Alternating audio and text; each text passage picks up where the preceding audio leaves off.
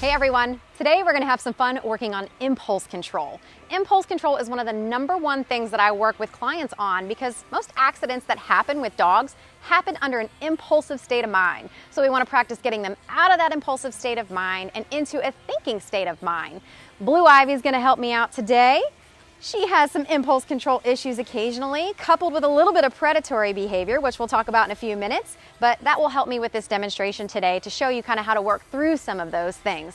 And to do that, we're going to have a little bit of fun with this thing.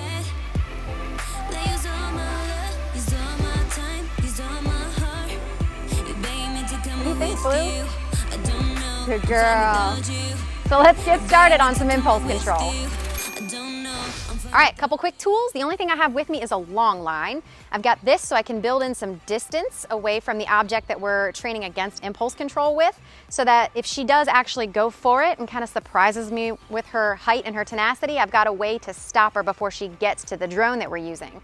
Not only do I not want her to drag it out of the sky, but I also don't want her to get hurt and the drone can hurt her. So I've got her attached to a long line just for safety purposes. I've also got some food with me. I don't normally use food with Blue Ivy anymore because she's older and she's trained and well behaved, but I'm gonna use this to figure out where her threshold is, because if she's still taking food from me, that tells me she's below that overstimulation level, and that's what I wanna see. So all I've got is a little bit of food reward, Blue Ivy, and this long line, and we're ready to go.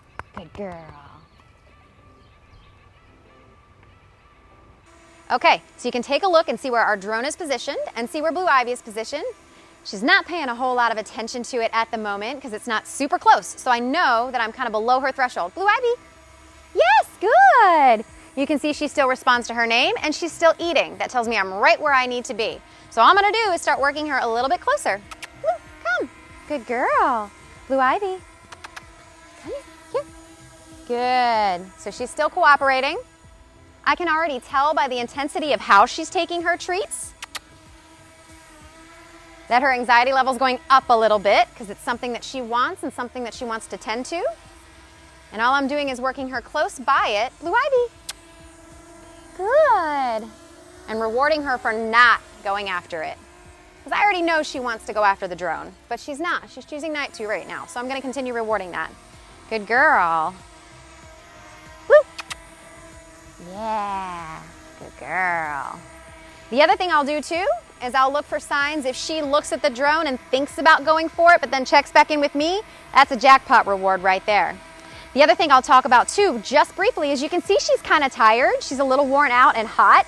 It helps when you're working on impulse control to start with a dog that's already had some play, had some exercise. It just makes the training a lot easier. Good girl. Good job. Atta girl. Blue Ivy.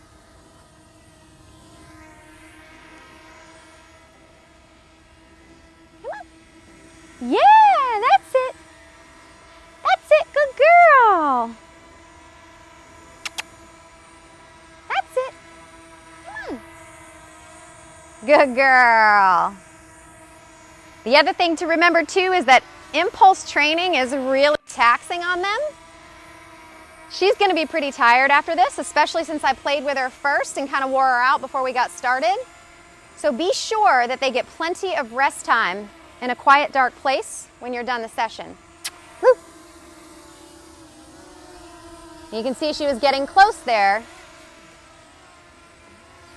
She thought about it for a second. Good girl. Now I'm going to stay stationary for a moment. Blue Ivy? Yeah, good decision. Good girl. Now I'm not going to put any tension on this lead at all unless she decides to go for it. Good girl, Blue. Blue Ivy. Yes. She's still responsive, which is good, but it's oh so tempting. Now I also don't want to leave her in this state too long because the longer she fixates on it, the more likely she is to grab it. And I, again, want to keep her below that threshold level. Let's go. Come on. Good girl. So every once in a while, we're just going to move. Good girl. With fixation, movement is definitely your friend. So though we're teaching her to be closer and nearer to the thing that is distracting that she wants to grab, we're also not making it so hard that she can't help but fixate on it. girl. Good job. Good job, Mama. All right, so after a couple of practice sessions in the yard, getting her more familiar with the drone, we're gonna switch up the environment to help further proof her understanding of what we're looking for in controlling that impulse. So we're just out about in the neighborhood for a little stroll, and so far she's doing really, really well with the drone at a distance.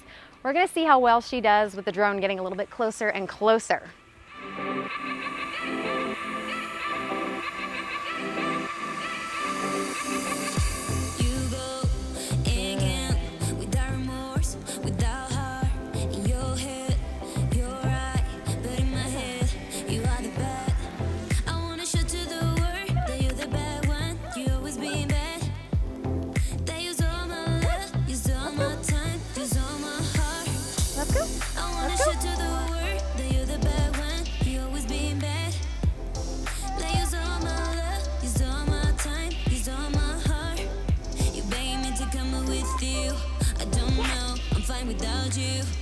Okay, so I worked her for about 5 minutes, and I'm gonna give her a break here because you can see it's hot and she's tired and already worn out.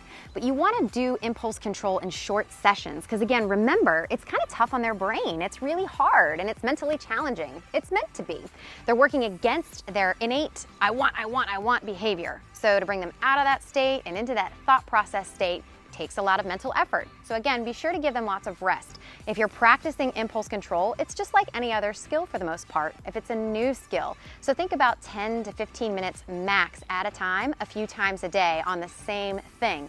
Then you can do it at different distances and you can do it under different distractions as well. But always start with just one distraction when you're working on impulse control. Now I just want to mention predatory behavior very briefly. Predatory behavior is really the sequence of behaviors that happens when a dog is, or any animal rather, that's a predator, is getting ready to kill and eat something. So they stalk something, they chase it, they grab it, they kill it, and then they consume it. So because we've bred dogs the way that we have, domesticated dogs, evolutionarily speaking, don't really have a need for that to survive anymore. So they're left with these fragmented patterns where some of them sometimes will exhibit one or two or a few of those different predatory sequences.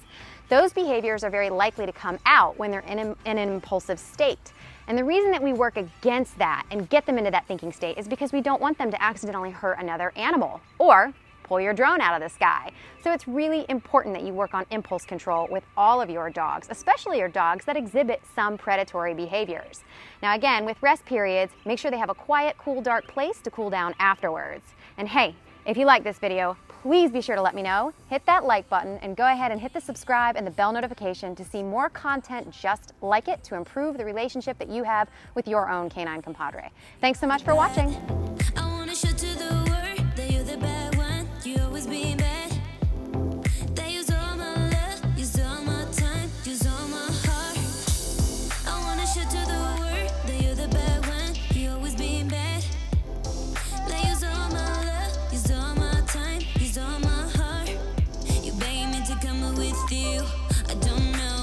Without you, you're begging me to come up with you. I don't know, I'm fine without you.